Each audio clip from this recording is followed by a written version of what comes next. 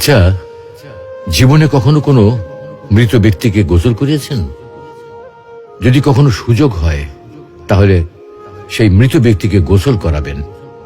তখন খুব কাছ থেকে দেখবেন মৃত মানুষের দেহটা কতটা অসহায় লাগে, মৃত্যুর পরে মানুষের দেহ কতটা ভয়ের কারণ হয়ে দাঁড়ায়। সুযোগ পেলে রাতে লাশটা পাহারা দেবেন, তখন বুঝতে পারবেন প্রিয় মানুষটার লাশ রাতের বেলায় আপনার কাছে কতটা অদ্ভুত লাগে, কতটা ভয়ের কারণ হয়ে ওঠে, কতটা আতঙ্কের কারণ হয়ে যায়। সুযোগ পেলে মৃত ব্যক্তির শরীরে একটু হাত লাগিয়ে কিছুক্ষণ তার স্পর্শ নেবেন।